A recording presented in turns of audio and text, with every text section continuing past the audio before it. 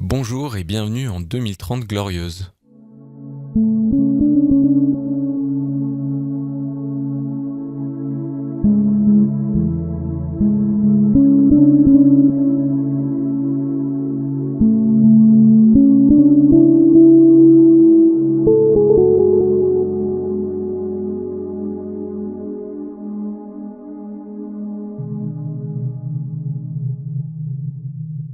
Je m'appelle Julien Vidal, je suis le fondateur du mouvement Ça commence par moi. À travers ce podcast, je pars à la rencontre des acteurs du monde de demain. Ils incarnent les utopies réalistes dont nous avons tant besoin.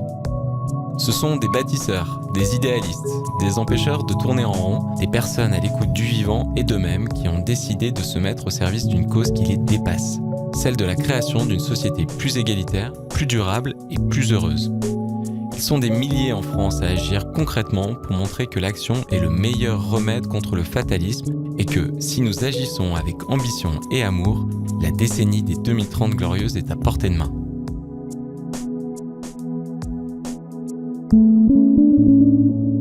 Bonne écoute. Bonjour Victor. Bonjour.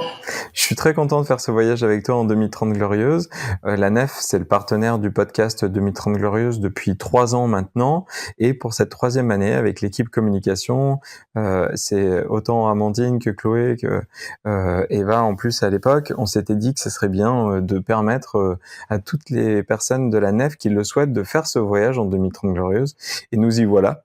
Et donc, on a eu une première salle d'interview. D'ailleurs, si vous les avez pas encore écoutés, rapprochez-vous de Chloé, notamment pour pouvoir découvrir ces voyages en 2030 glorieuse qui durent une dizaine de minutes et qui donnent à voir un côté un peu plus rêveur, et ambitieux, et stratège, et loufoque. Je sais pas quel est l'adjectif qui qualifiera cette interview à la fin avec toi, Victor.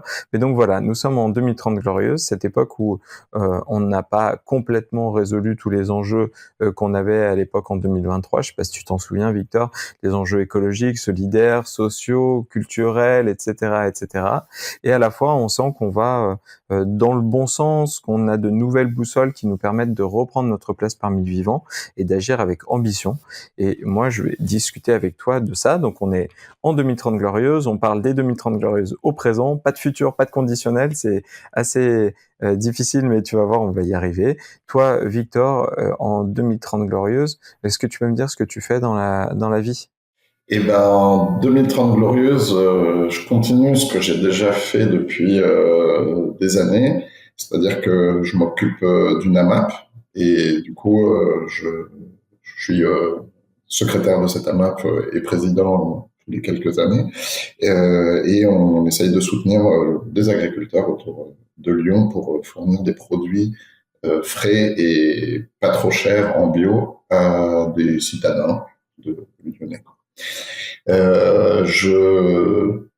Ma passion est depuis toujours le vélo, donc je continue à faire du vélo, à réparer des vélos et à m'occuper de. Alors, je suis peut-être de nouveau engagé dans une association autour du vélo, comme je l'étais il y a un temps. Maintenant que j'ai un peu plus de temps, puisque mes enfants sont plus grands en 2030, c'est plus facile. Et puis bon. Oui, d'autant que le vélo, c'est vraiment la petite reine qui est aujourd'hui le moyen de transport numéro 1 partout en France. Et donc, à la fois, c'est un moyen de transport qu'on chérit, mais aussi qu'on personnalise, qu'on prête, qu'on échange, qu'on adapte. Et donc, on a besoin que chacun et chacune des Français et des Françaises montent en compétence sur l'entretien, l'adaptation d'un vélo, mais aussi d'avoir de plus en plus de points de collecte, de reconditionnement, de réparation. Donc, on peut presque tous et toutes s'impliquer à un moment ou à un autre dans cette chaîne de valorisation du vélo qui est en réalité presque dans tous les recoins de notre vie, j'allais dire. Oui, bah depuis qu'on n'a plus de voiture, c'est sûr que sans vélo, on pourrait plus faire les choses du quotidien. On a des vélos pour livrer, on a des vélos tracteurs, on a des vélos pour nettoyer les routes, on a des vélos pour forcément emmener les enfants à l'école, on a des vélos pour transporter le matériel du plombier qui va faire ses réparations le matin. On a des vélos qui aujourd'hui sont aussi des ateliers ambulants, des machines à café à disposition dans les marchés. Enfin, vraiment, c'est ça qui est assez génial, c'est que ces vélos, ils laissent la place et à la proximité et à la créativité. Et puis nous, en tant que banquier itinérant, le nom de banquier itinérant prend tout son sens depuis qu'on a notre flotte de vélos pour aller voir les emprunteurs. Et justement, toi, du coup, tu es banquier itinérant. Il y a une dizaine d'années en arrière, c'était pas encore un métier qui parlait à tel point que, d'ailleurs, sur LinkedIn, tu te présentais comme chargé d'affaires parce que tu avais peur que, notamment chez tes confrères, ça leur parle pas de banquier itinérant. Pourquoi c'est devenu évident en 2030 Glorieuse d'être banquier itinérant? Parce que la problématique des transports, mais aussi d'autres choses, enfin de plusieurs choses, fait que maintenant c'est nous qui nous déplaçons chez les clients et qui allons voir les activités, les personnes, etc. Et pas les clients qui viennent dans les bureaux ou qui se déplacent à la banque. On a dématérialisé entre guillemets la banque jusqu'au bout. Et du coup, le banquier itinérant, c'est vraiment le banquier qui va venir sur le territoire et qui va permettre de créer du réseau, de créer les liens entre les porteurs de projets et l'environnement économique du territoire. En fait, comme tu le dis, le vélo étant aujourd'hui au centre de nos vies et de nos villes, à l'époque, une dizaine d'années en arrière, c'était encore la voiture. En fait, la proximité a changé de camp d'une certaine manière. Là où jusqu'à présent, c'était les particuliers, les professionnels qui devaient aller à la banque, aujourd'hui, en 2030 Glorieuse, c'est la banque qui se rapproche directement de territoire, qui se met au service, qui fait le lien. Et du coup, il y a une certaine hiérarchie, une certaine hauteur qui a été un peu cassée aussi du côté de la banque, qui se met beaucoup plus au service, qui se rapproche, qui se déplace et qui va vers, en fait. Oui, exactement. C'est un autre rapport du service client. Alors, on a peut-être, par rapport aux particuliers, une approche un peu plus distanciée, mais qui, grâce au téléphone et autres moyens de communication, reste un conseil. Mais pour les professionnels, on a vraiment un visu beaucoup plus important. Donc, ça D'ailleurs, fait du lien. tu me parles des professionnels, Victor. Quel est, tu t'en souviens, en 2023, le projet, l'emprunteur, l'emprunteuse, le professionnel qui te semblait, selon toi, le plus contribuer aux 2030 Glorieuses et dont tu étais si fier d'être aux côtés? Et ben justement, c'était autour du vélo, c'était un projet qui se trouve à Villeurbanne et qui s'appelle le Grand Plateau.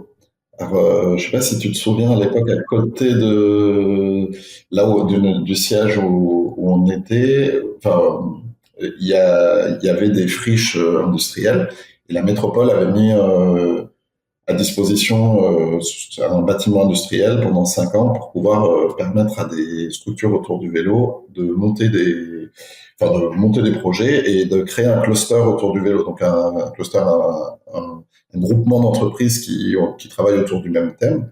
Et puis là, depuis 2028, là, ils sont passés à un autre niveau. Ils ont construit un bâtiment et ils ont, je sais plus combien de surface, mais c'est énorme. Et ils sont passés de 30 entreprises à 250, où vraiment, on a tous les aspects du vélo et il y a de l'innovation, il y a de la recherche, il y a de la création de nouveaux projets, il y a de la création d'emplois. Enfin, vraiment, c'est un truc où, en 2023, j'imaginais pas que ça allait prendre une telle ampleur, quoi. Vraiment, je suis très fier de ce. D'habitude, quand j'échange avec les gens de Métro Glorieux, je leur demande ce qu'ils voient par la fenêtre. Moi, j'ai envie de te demander ce que tu vois par ton guidon. Comment ça a changé la manière d'être au monde, d'être à la ville sur ce moyen de transport qu'est le vélo en 2030 Glorieuse? Et ben moi, ce qui me marque le plus là en cette période, c'est le silence. Je sais pas si tu te souviens, en 2023, dans la rue, t'entendais le camion, les voitures et tout ça. Enfin, vraiment, c'était bruyant, c'était désagréable. Et là, je trouve qu'on a retrouvé ce silence. On entend les oiseaux. Bon, même si voilà, il y a tous ces changements qui font que il y a peut-être un peu moins de faune, etc. Mais on a quand même réussi à la faire revenir en revégétalisant un peu les villes. Et je trouve que c'est vraiment agréable. Et le deuxième truc, c'est aussi le côté pollution.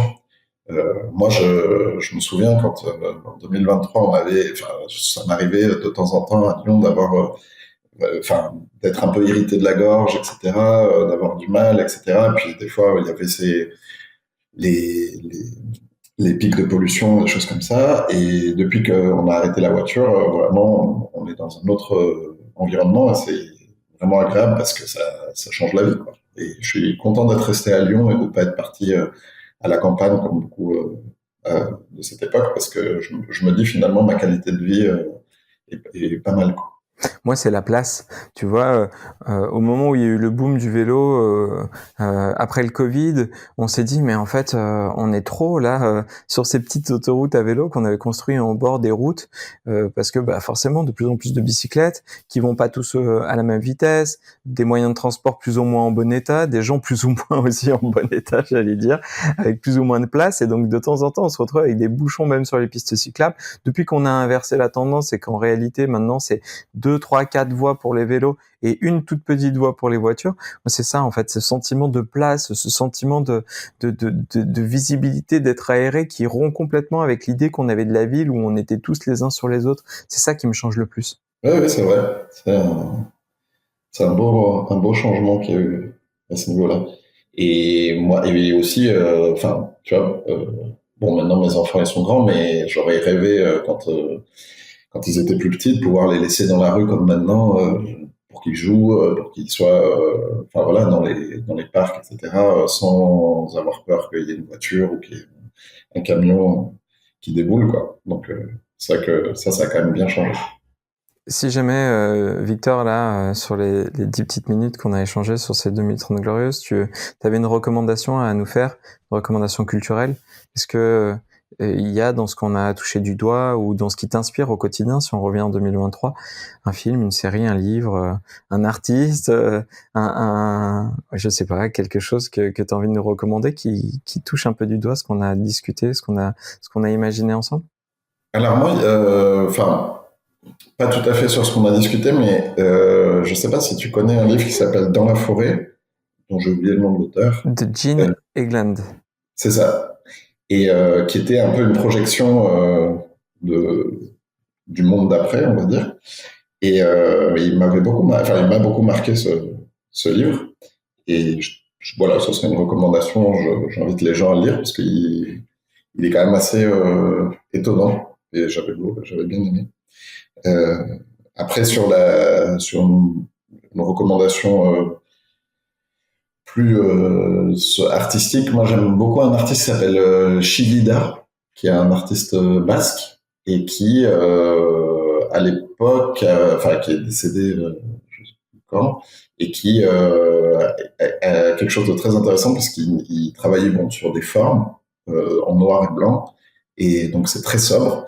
Et il a testé tous les matériaux, toutes les plasticités, Vraiment, il est sculpteur, dessinateur, découpeur de papier, découpeur de métal.